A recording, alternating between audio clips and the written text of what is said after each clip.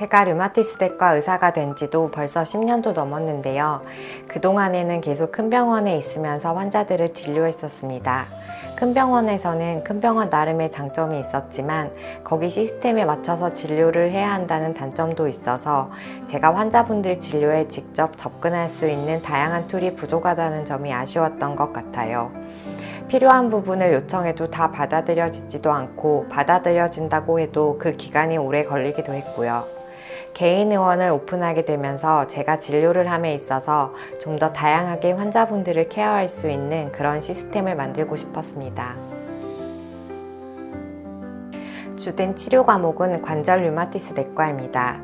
내과에 다양한 분과가 있는데 그 중에 하나이고 주로 관절염을 비롯한 근골격계 증상, 다양한 자가면역 질환을 다루고 있습니다. 퇴행성 관절염, 류마티스 관절염, 통풍, 강직성 척추염, 루푸스, 건조증후군, 혈관염, 전신경화증 등과 같은 질환을 치료하고 있는데 그래도 그 중에서 관절염 환자분들이 가장 많은 것 같습니다. 1차적으로 증상에 대한 적절한 검사들을 진행하고 그에 맞는 약물 치료를 하게 되는데 추가적인 검사나 탁과 진료가 필요한 경우 현재 예수병원과 협력기관을 맺고 있어 예수병원으로 의뢰하고 있습니다. 저희 병원에 내원하시게 되는 환자분들 중 류마티스 질환 환자들은 완치의 개념이 아닌 질병 활성도의 조절 개념으로 치료를 생각하셔야 할 것 같아요. 관절염이나 면역질환도 혈압이나 당뇨처럼 증상을 조절해서 질병이 나쁜 방향으로 진행되지 않도록 관리하는 질환입니다. 따라서 증상 조절이 잘 될 때에도 주기적으로 병원을 다니면서 약물 치료를 유지하는 것이 중요한데요. 그런 부분에 있어서는 환자분들 내원 시에 약제 복용에 어려움이 없는지, 증상 조절이 잘 되는지 등에 대해 꼼꼼하게 체크하여 최대한 불편함이 없도록 관리해 드리려 노력하고 있습니다.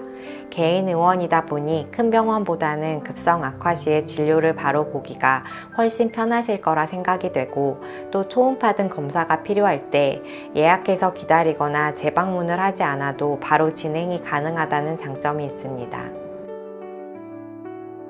저희 원내에서는 처음 내원 시 진단에 필요한 검사를 진행할 수 있는 체열실과 엑스레이 촬영실이 있어 검사를 진행할 수 있고 초음파실도 있어 엑스레이 촬영으로 잘 확인되지 않는 병변은 초음파로 확인이 가능합니다. 초음파실에는 근골격계 통증 치료에 도움을 받을 수 있는 체해 충격파 기계도 준비해 놓았는데요. 현재는 사실 초음파보다 체해 충격파 기계를 더 많이 사용하고 있습니다. 제가 직접 시술하고 있고 환자분들 만족도가 좋아서 저도 뿌듯합니다. 제가 직접 진행하다 보니 시술 중에 환자와 통증 부위 등에 대해서 대화를 나누면서 치료를 진행할 수 있어 더 효과가 좋은 것 같습니다. 또한 관절강내 주사나 건초내 주사 등 국소 부위 주사 치료를 시행하고 있고 다양한 영양수액을 준비해 놓고 있어 힘드실 때 수액실에서 편안하게 수액 치료도 받으실 수 있습니다. 저희 환자분들께 가장 필요한 검사 장비를 꼽으라고 하면 엑스레이와 초음파인 것 같습니다. 엑스레이 촬영실과 초음파 검사실이 세팅되어 있고 초음파 검사실에서 근골격계 초음파 검사 진행이 가능하며 필요시에 초음파 유도와 주사 치료도 가능합니다. 생물학적 제재는 사실 제가 오픈하고 수개월 이후에 사용을 고려해 보려고 했었는데 제가 예수병원 근무 당시에 저에게 생물학적 제재를 치료를 받던 환자분들께서 벌써 내원을 해주셔서 소수 진행하고 있습니다. 원내 주사는 주사실에서 진행하고 자가 주사를 하는 경우에 안전하게 약물을 가지고 가실 수 있도록 보넷 가방과 아이스팩 등을 비치해 놓고 있습니다. 경우에 따라 염증 수치나 질병 활성도 검사 확인이 필요한데 큰 병원보다 오히려 결과 확인이 더 빠르게 되고 있어 이 부분도 저희 병원 장점인 것 같습니다. 저희과 의심 증상으로 내원하시는 환자분은 처음 진료실에서 문진을 통해 필요한 검사를 판단하게 되고 증상에 맞는 혈액 검사, 엑스레이 촬영을 통해서 질환의 유무를 판단하고 있습니다. 검사를 진행하고 결과를 기다리는 동안 약물 처방을 해서 진단과 치료를 동시에 진행하게 되는 경우도 있습니다. 검사 종류와 방식, 결과 확인까지의 기간 등은 의심 질환의 종류에 따라 조금씩 차이는 있습니다. 류마티스 관절염은 저희과 대표적인 질환 중의 하나인데 자가면역 질환의 일종입니다. 저희과에서는 다양한 자가면역 질환들을 다루고 있는데 자가면역 질환은 비정상적으로 면역 반응이 활성화되면서 몸 안에서 스스로 염증을 일으키게 되는 질환들입니다. 외부에서 들어오는 적군과 싸워야 할 염증 반응 세포들이 내부에 있는 자기 세포를 스스로 공격하면서 염증을 일으키게 됩니다.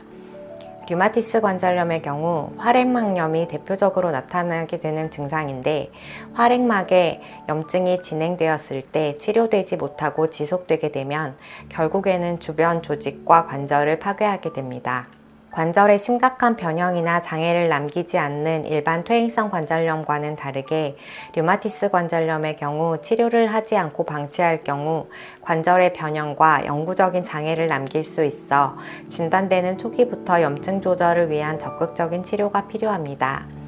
관절염 초기에는 두 가지 관절염이 유사한 양상으로 나타날 수 있기 때문에 관절 통증이 발생하고 증상이 수일 혹은 수주가 지나도 호전되지 않고 지속된다면 병원에 내원하시어 적절한 관절 평가와 검사를 받아보시는 것을 추천합니다. 저희과에서 다루는 다양한 질환들에 대해 전반적으로 말씀드리자면 저희과 질환들은 희귀병에 속하는 병들이 많아 주위에서 쉽게 접할 수 있는 병들은 아닌 것 같습니다. 각각의 질환들이 서로 공통점과 차이점을 가지고 있고 다양한 자가 항체들을 공유하고 있으며 두 가지, 드물게는 세 가지 질환이 한 환자에서 동반되어 나타나는 경우도 있습니다. 증상은 다양하게 나타나기 때문에 한두 가지 증상으로 특정 질환을 진단하기에는 어려움이 있습니다. 이러한 질환들은 자가 면역 질환이다 보니 대체로 스테로이드, 면역 억제제와 같은 약제들을 사용하여 질병 활성도를 조절합니다. 따라서 그런 약제로 치료받는 환자분들은 치료를 받지 않는 일반 사람들보다는 면역력이 떨어져 있는 상태일 수밖에 없습니다. 스테로이드나 면역 억제제 치료를 받고 있는 환자분들의 경우 임의로 약제 용량을 조절하지 않으시는 것이 중요하며 감염 위험의 노출은 최대한 피하시는 것이 좋습니다. 또한 매년 시행이 필요한 독감 예방접종을 포함하여 폐렴 접종, 대상포진 접종 등 권고되는 예방접종들은 스케줄대로 진행하시는 것을 추천합니다. 저희과에서는 약물 치료가 주 치료인데 미국 류마티스 학회와 유럽 류마티스 학회의 공식 가이드라인 프로토콜에 따라 처방하고 있습니다. 권장 처방 약제나 사용기간 등은 매년 발행되는 학회 업데이트를 따릅니다. 최근에는 경구제를 포함한 다양한 생물학적 제제들과 표적 치료제들이 나오고 있는데 기존에 사용하던 약제들로 잘 치료되지 않는 환자분들에서 좋은 효과를 내고 있습니다. 필요에 따라서는 물리치료나 재활치료를 받으시는 경우도 있지만 주 치료는 약물치료입니다. 집에서 찜질, 스트레치, 가벼운 운동 등을 병행하시는 것을 추천드리고 그 부분에 대해서는 환자마다 각각 상황이 다르기 때문에 개개인에 맞는 추가적인 치료법에 대해서는 진료 시에 안내해드리고 있습니다. 관절 혹은 관절 주변 증상의 악화가 약물로 잘 조절되지 않을 때에는 관절강내 주사나 건초내 주사를 진행하기도 하는데 진행이 어려운 부위는 초음파 유도하에 더 정확하게 확인하고 진행할 수 있습니다. 관절 증상에 대해서는 관절염의 급성 악화가 있는 경우를 제외하고는 운동을 병행하는 것을 저는 늘 추천드리는데 무리되지 않는 가벼운 운동으로 시작하여 컨디션에 따라 운동량을 조금씩 늘려서 진행하시도록 안내합니다. 운동을 하고 나서 일상생활에 지장을 받을 만큼의 무리한 운동은 권장하지 않습니다.